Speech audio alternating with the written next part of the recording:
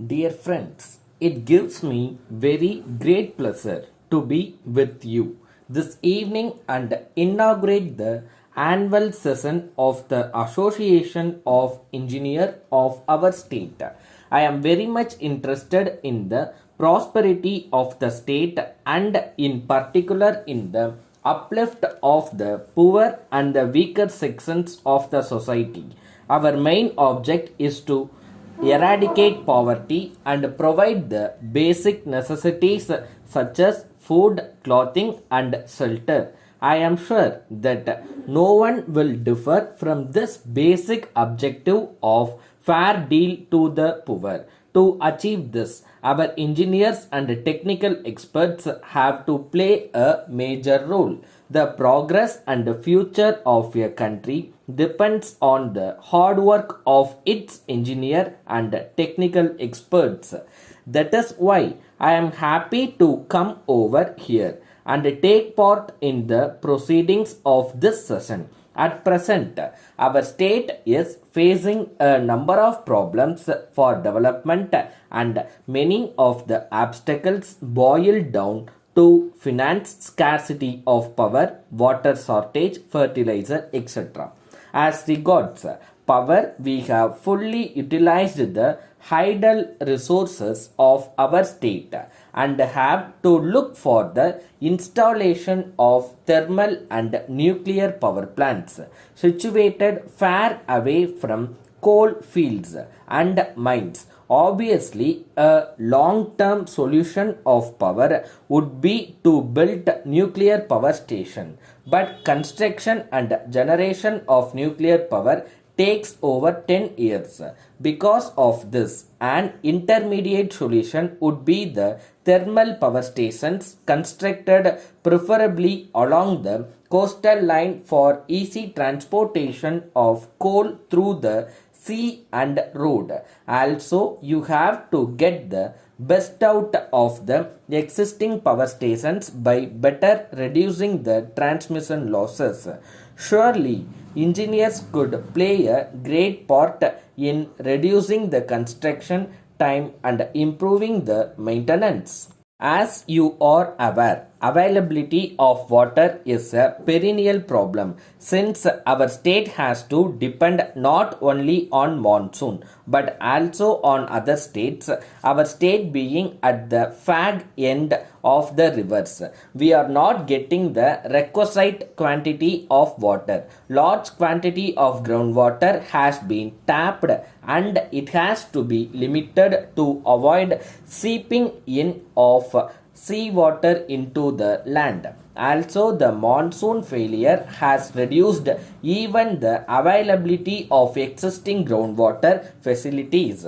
Therefore, I appeal to the industries to make their own arrangements wherever possible to find groundwater and to reuse the wastewater after treatment.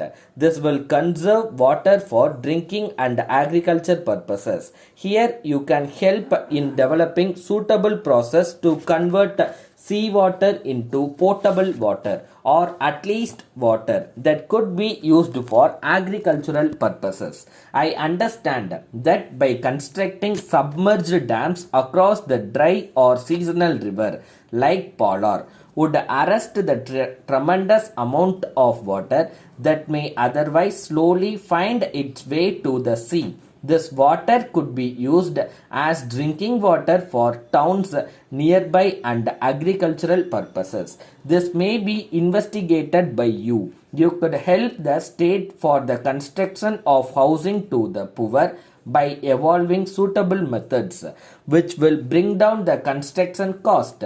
I am happy to note that there was a seminar in the morning on rural development. As you all agree, villages have to be developed with their resources to avoid migration to urban areas, thereby causing unemployment, inadequate accommodation, and health hazards. People from Tamil Nadu had been to Indonesia and other eastern countries to build huge temples.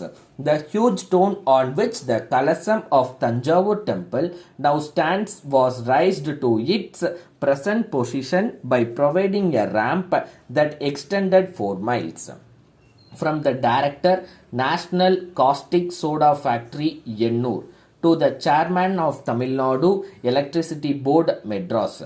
Sir, we wish to inform you that we have been permitted by the government to put up a plant for the manufacture of caustic soda and that we have proposed to locate this unit near Yennur. As you know, the manufacture of caustic soda is power intensive, where besides common salt, the major raw material is power. Because of large consumption of power, the economic viability of this project is very sensitive to power tariff. We would therefore request you to fix a special power tariff for our proposed project instead of the normal tariff changed for other industries which are not power intensive. The cost of the project is estimated around rupees 20 crores.